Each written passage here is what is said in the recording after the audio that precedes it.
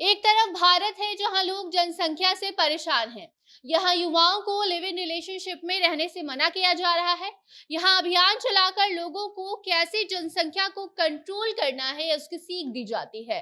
तो वहीं बिहार की अगर हम बात करें तो यहाँ तो मुख्यमंत्री जी अपने भाषण में बड़ी जनसंख्या का जिम्मेदार महिलाओं को ठहरा देते हैं।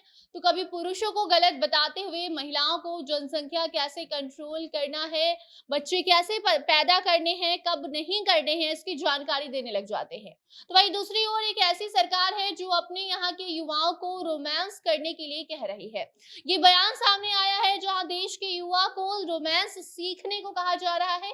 युवाओं में रोमांस का कीड़ा नहीं है, ऐसी शिकायतें मिल रही हैं। सरकार का कहना है कि सोशल मीडिया के इस दौर में युवा पीढ़ी ऑनलाइन एक दूसरे से काफी ज्यादा बातचीत कर लेते हैं, लेकिन जब मिलते हैं तो उन्हें पता नहीं होता कि रोमांस किस तरीके से की जाती है और कैसे बच्चे पैदा होते हैं। अब ये बयान किसने दिया है, क्यों दिया है, सब कुछ आगे आपको हम बताएंगे। अब नमस्कार, आप जनता जंक्शन देख रहे हैं और मैं आपके साथ वंदना पांडे।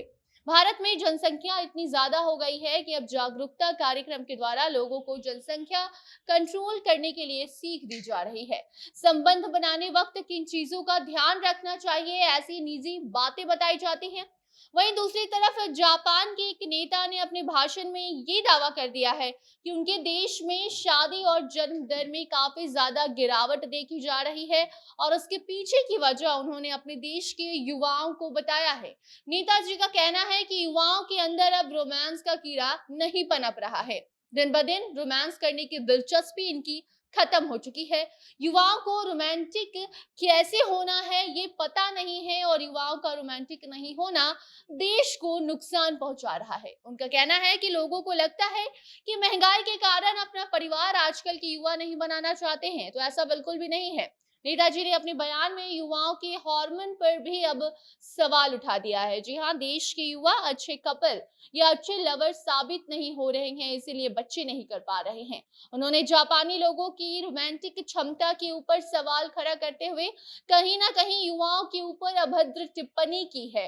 एक रिपोर्ट के मुताबिक एक बैठक में जापान के एक नेता ने जापानियों की रोमांटिक क्षमता पर सवाल उठाया। हालांकि उन्होंने ये बात नहीं बताई कि जो डेटा सामने आई है उससे देश की जन्म दर को कैसे सुधारा जाए, बल्कि उल्टा जन्म दर में आई कमी की वजह लड़कों को बताया है, लड़कियों को भी इसमें शामिल किया गया है।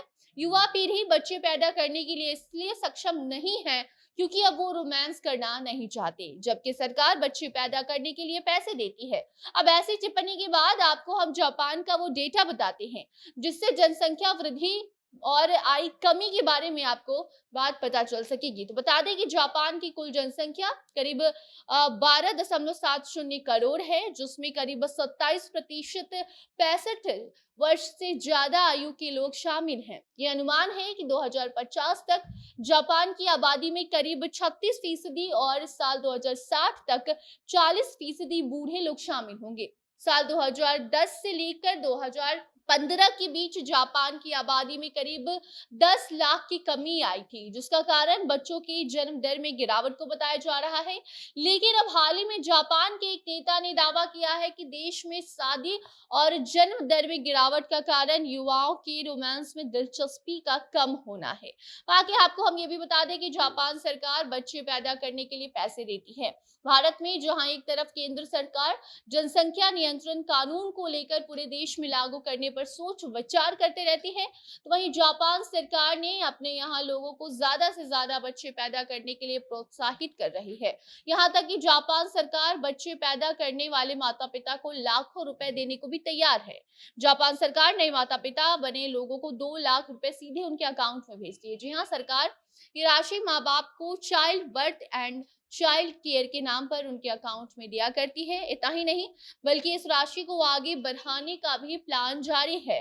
बावजूद इसका न जाने जापान में जनसंख्या को लेकर ऐसा क्या हाल है कि वहां के नेता को देश के युवाओं को रोमांटिक बनाना है। नेता को ये चिंता सता रही है कि आखिर देश के युवा रोमांस क्यों नहीं कर रहे, क्योंकि अगर वो रोमांटिक होंगे तो बच्चे पैदा होंगे। अब उसको लेकर जवाब तो जापान के युवा पीढ़ी के द्वारा ही उनको मिल पाएगा। खबर अनोखी लगी तो हमने सोचा आपको बताई जाए।